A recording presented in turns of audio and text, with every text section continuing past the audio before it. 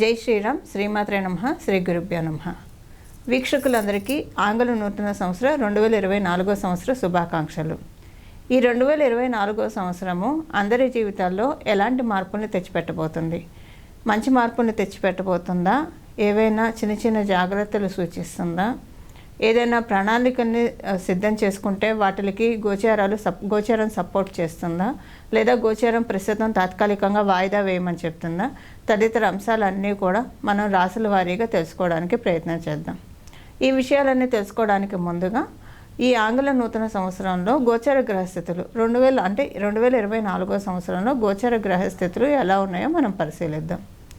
2024 జనవరి నుంచి 2024 ఏప్రిల్ వరకు గురు భగవానుడు మేషరాశిలో సంచారం చేస్తూ ఉంటాడు.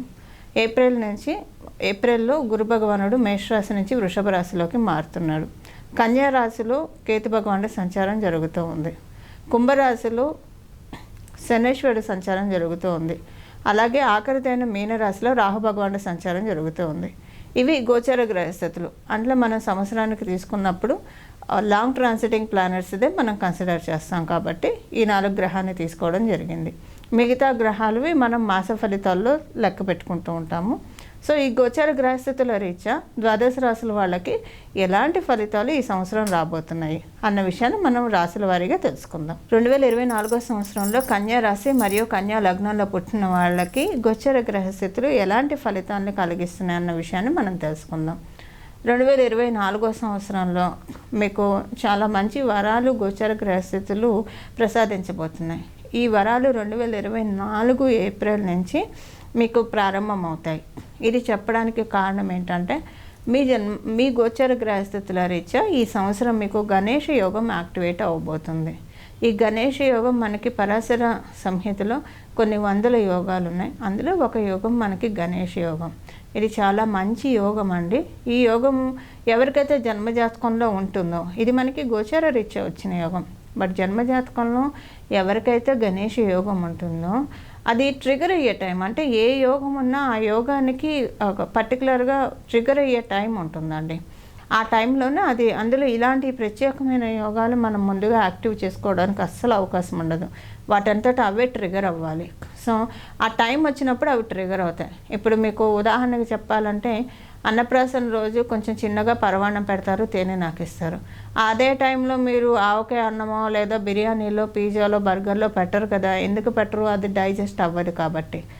కాదు కొంచెం ఏజ్ వచ్చాక 5 ఏళ్ళు అలా పోయిన తర్వాత కొంచెం అన్ని రుచులు అలవాటు చేస్తారు. ఎందుకంటే అది సరైన సమయం కాబట్టి ఏ సమయంలో ఏది పెట్టాలో మనకు తెలుస్తుంది. కాబట్టి మనం పిల్లలకు అలానే పెట్టుకొని వయసు రీత్యా మన ఆహారం డోసేజ్ని పెంచుకుంటూ వస్తాం. సేమ్ అలానేనండి గణేష యోగం. ఆ టైంకి ట్రిగర్ అయ్యే టైం వచ్చినప్పుడు ట్రిగర్ అవుతున్నాయి. ఎప్పుడు మీ జన్మజాతకంలో ఉన్నప్పుడు ఇది గోచారం ఇప్పుడు ట్రిగర్ చేస్తున్నాయి. సో గోచారం ట్రిగర్ చేసేప్పుడు మీ జన్మజాతకంలో గణేష యోగం ఉన్నా లేకపోయినా, గణేష్ యోగం లేకపోయినా కేతుబలం, గురుబలం బాగా ఉంటే బాగుంటుంది, కొంచెం ఎక్కువ బెనిఫిట్స్ వస్తాయి. లేకపోయినా అసలంటూ ఇది మీకు 30% ట్రిగర్ అవుతుంది. అయితే ఈ గణేష్ యోగం ట్రిగర్ అవ్వడం వల్ల వచ్చే ఫలితాలు ఏంటంటే, మీకు జీవితంలో ఏ విషయంలో అయినా వాక్యం ఉంటే, ఏదైనా వెలితి ఉంటే కనుక ఆ వెలితి పరిపూర్తిగా ఫిల్ అవుతుంది ఈ సంవత్సరం. ఇది 2024 ఏప్రిల్ నుంచే వర్తిస్తుంది. మనం తెలుసుకునే ఫలితాలు జనవరి నుంచి అయినా సరే ఈ యోగం మేనిఫెస్ట్ అయ్యేది మటుకు 2024 ఏప్రిల్ నుంచే మేనిఫెస్ట్ అవ్వడం స్టార్ట్ చేస్తుంది. కాబట్టి అక్కడి నుంచే మీకు ఇది ఫలితాలు వర్తిస్తాయనే తెలుసుకోవాలి. సో మీకు ఇప్పుడు ఒకవేళ ఉదాహరణకి వైవాహిక జీవితంలో ఏదైనా వెళుతుందనుకోండి, అది ఫుల్ఫిల్ అవుతుంది. ఫైనాన్షియల్గా ఏదైనా వెళుతుందనుకోండి, అది ఫుల్ఫిల్ అవుతుంది. అలాగే మీకు ఏదైనా ఏమంటారు వృత్తి వ్యాపారాల్లో వెలితిగా ఉందనుకోండి, ఏదైనా అది ఫుల్ఫిల్ అవుతుంది. ఆరోగ్య సమస్యలు ఉన్నాయనుకోండి, అది కూడా ఫుల్ఫిల్ అవుతుంది. ఇక్కడ మనం ఒక విషయం మర్చిపోకూడదు కదా, ఆరోగ్యమే మహాభాగ్యం కదండి. అందువల్ల ఏంటంటే ఆరోగ్యం మీకు ఒకవేళ బాగోకపోతే, ఇన్నాళ్ళు చాలా బాగా సమస్యలతో ఉంటే కనుక అది డెఫినెట్గా గణేష్ యోగం దయతోటి, గణేశుడి కృపతోటి మీకు అది చక్కగా ఫుల్ఫిల్ అవుతుందని చెప్పడంలో ఏమాత్రం సందేహం లేదు.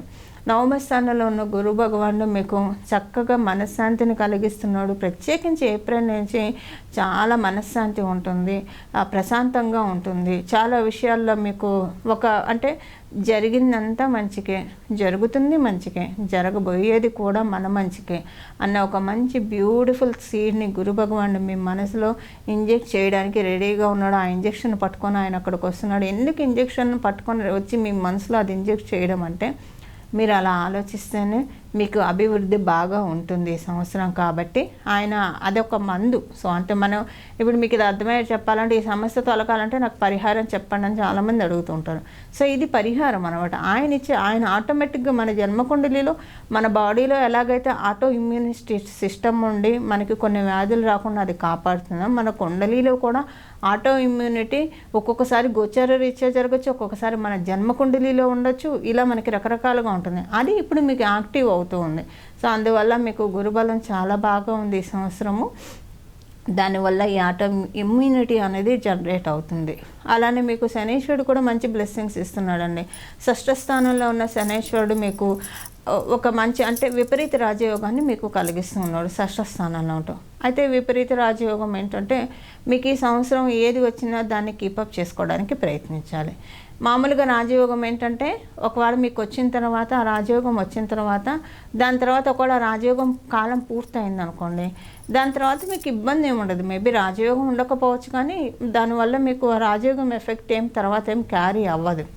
కానీ ఇప్పుడు విపరీత రాజయోగం వచ్చింది అనుకోండి, దాన్ని కీపప్ చేసుకోకపోతే అది మళ్ళీ మీకు అయిపోయిన తర్వాత రివర్ట్ తీసుకెళ్తుంది. ఈ విషయంలో మీరు జాగ్రత్తగా ఉండాలి. ఇది మీకు ఉదాహరణతో నేను చెప్తాను, మీకు అందరికీ అర్థమయ్యే విధంగా. ఇప్పుడు కొంతమంది బాగా బతికి చెడ్డామమ్మ అని మనం వింటూ ఉంటాం కదా. సో బాగా బతికారంటే వాళ్ళకి విపరీత రాజయోగం ఉన్నప్పుడు చాలా బాగా మంచి లైమ్లైట్లోకి వెళ్ళిపోతారు, బాగా డబ్బులు వస్తాయి. కానీ అది నిలబడాలిగా. ఇప్పుడు చాలామంది ధనవంతులు మనం చూస్తూ ఉన్నాము, వాళ్ళకి నిలబడుతూ ఉంది. కొంతమందికి ఎందుకు నిలబడట్లేదు? ఎప్పుడైనా సడన్గా డబ్బులు వచ్చాయంటే, ఒక్కొక్కసారి విపరీత రాజయోగంలో డబ్బులు వస్తాయి కనుక అది అయ్యేదాకా అది ఉంటుంది, ఆ తర్వాత అది నిలబడదు, తొలగిపోతుంది. ఆ విషయంలో మీరు జాగ్రత్తగా ఉండాలి. విపరీత రాజయోగం ఈ సంవత్సరం ట్రిగర్ అవుతుంది. ఆల్రెడీ 2022 నుంచే ఇది 2021 జూన్ నుంచే ప్రారంభమైంది. సో ఇప్పుడు ఈ సంవత్సరం ఇంకా వ్యాలిడ్ పీరియడ్ ఉంది దీనికి. సో ఇది నిలబెట్టుకోవడానికి ప్రయత్నించండి. అది కానీ కష్టం. విపరీత రాజయోగం నిలబడదు, వెళ్ళిపోతుంది, మళ్ళీ వెనక్కి తీసుకెళ్తుంది, మళ్ళీ అక్కడి నుంచి మొదలయ్యారో అక్కడే నిలబడుతుంది. సో దీనికి ఏంటంటే పరిహారం, మీరు వీలైనంత వరకు గోవిందనామాన్ని స్మరించుకుంటూ ఉంటే కనుక వచ్చింది నిలబడే అవకాశం డెఫినెట్గా మీకు ఉండడానికి అవకాశం ఉంటుంది. ఏ విషయాల్లో ఎక్కువ ఆలోచించకుండా, అంటే ఇప్పుడు విపరీత రాజయోగం నిలబడకపోయినా మీరు కనుక ఆధ్యాత్మికంగా ఎంత బాగా ఉంటే కనుక దేన్ని, ఇప్పుడు సపోజ్ ఉదాహరణకి కన్యారాశి, కన్యా లగ్నంలో పుట్టిన వాళ్ళు, దైవాన్ని నమ్ముకున్న వాళ్ళు, కొంతమంది దైవత్వంలో ఉండే దైవాంశ సంభూతులు ఉంటారు. వాళ్ళకి ఈ పాయింట్ అప్లికేబుల్ కాదండి. మీకున్న విపరీత రాజయోగం, ఎందుకంటే మీకు దేని మీద ఆపేక్ష ఆశ ఉండదు. ఒకవేళ మానవులుగా పుట్టాం కాబట్టి ఉన్నా కూడా అది నిలబడుతుంది. అలా కాకుండా పూర్తికంగా లౌకికంలో ఉంటే కనుక డెఫినెట్గా దాన్ని కీపప్ చేసుకోవడానికైతే ప్రయత్నించండి. ఇది ఒక చిన్న జాగ్రత్త. గోచార గ్రహస్థితులు ముందుగానే హెచ్చరిస్తున్న జాగ్రత్త కాబట్టి కొంచెం ఈ విషయంలో జాగ్రత్తగా ఉండడం ఎంతైనా అవసరం.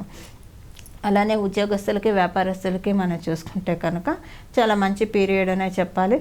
మంచి సమయం ఉద్యోగస్తులు, వ్యాపారస్తులు ఇద్దరికీ కూడా.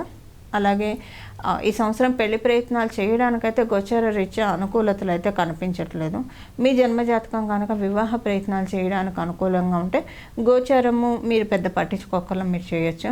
మీ జన్మజాతకం కనుక వివాహ ప్రయత్నాలకు అనుకూలంగా లేకపోతే కనుక గోచార గ్రహస్థితులు కూడా వివాహ ప్రయత్నాలకైతే సపోర్ట్ చేయట్లేదు. కాబట్టి కొంచెం మీరు వివాహ ప్రయత్నాలు కొంచెం మీరు మీ దగ్గర ఉన్న జ్యోతిష పండితుల్ని కలిసి ఇప్పుడు వివాహానికి సమయం అనుకూలంగా ఉందా లేదా అన్న విషయం తెలుసుకొని ప్రారంభించడం ఎంతైనా శ్రేయోదాయకం. ఇవి ఈ సంవత్సరము గోచర గ్రహస్థితులు కన్యా రాశి మరియు కన్యా లగ్నంలో పుట్టిన వాళ్ళందరికీ ప్రసాదించే శుభ ఫలితాలు. వీటికి మీరు ప్రతిరోజు గణేశుడి ఆరాధన చేయడము, అలాగే గోవింద నామాలు చదువుకోవడం, ఈ రెండు మర్చిపోకుండా చేయండి. చక్కటి సత్ఫలితాలను అందుకోండి. మంగళం. నమో భగవతే వాసుదేవాయ.